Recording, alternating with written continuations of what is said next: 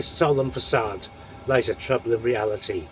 A leader who may believe he has turned his back on the very country he claims to love. Are British veterans being thrown under the bus by Keir Starmer's vow to axe Tory laws that gave soldiers who served in Northern Ireland immunity from prosecution? James Heappey, former minister and indeed a veteran yourself. So Keir Starmer saying he would roll back this landmark legislation that effectively sought to end the witch hunt claims against British veterans for alleged crimes that happened decades ago. What would it mean for people like you, and what is your opinion of what we've heard from Sir Keir? Look, let's be clear, that would be an outrageous betrayal of veterans. Critics argue that his actions, using legal tactics to silence political opponents, are more than just political manoeuvring. They are an affront to the democratic values our fallen heroes fought to protect. What about at the cenotaph? There's been a rumour that veterans may turn their back on. Yes, I've heard that.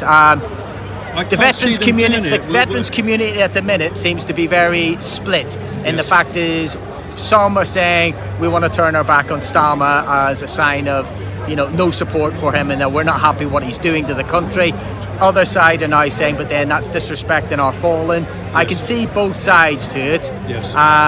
My personal view is it probably won't happen, because the discipline that we have, even as veterans, will mean that we will honour the dead on that day and be respectful, and wait for another opportunity to show our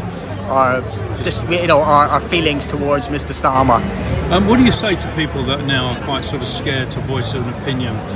Is there something that a veteran might encourage them, or what would be your advice? I mean, we've got to think how bad do things get before you actually voice your opinion. I can understand how people are scared, but at some point in the near future, we won't have anything.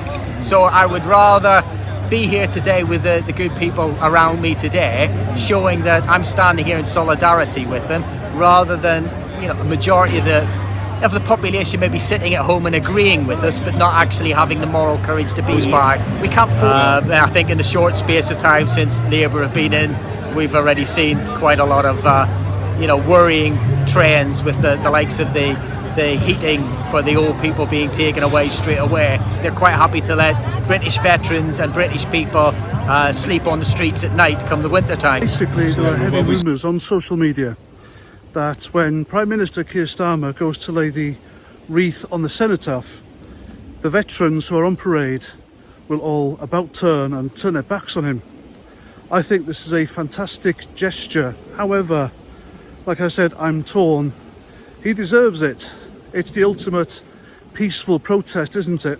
It's non-violent, nobody gets hurt, nobody says anything. There's no trouble. They just about turn, and when he's finished, he walks back with his mates. They face the cenotaph again. Many question, does he truly honour their memory, or is this simply another stage for a leader who prioritises his agenda over the sacrifices made by so many? Through Facebook, YouTube and other social media websites and on the internet about veterans possibly turning their back on the PM this coming Remembrance Sunday. Whether it's true or not, I don't know. As we remember those who fought for our freedom, let us also stand united in holding our leaders accountable. This Remembrance Day, we must ask ourselves, what does it truly mean to honour those who came before us?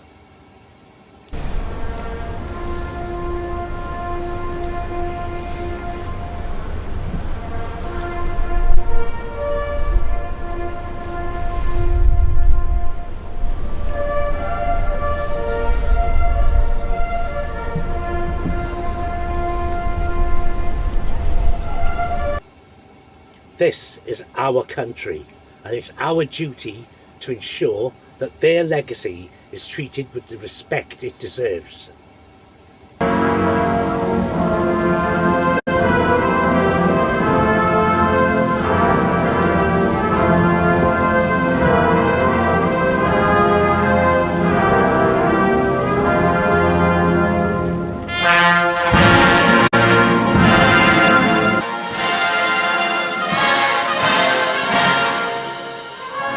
What do you think? Has the Prime Minister shown disrespect towards his own people and country? Is he steering the UK towards failure, poverty, and collapse? Do his actions so far reflect upon the claim that he hates the country? Comment below, let us know your thoughts.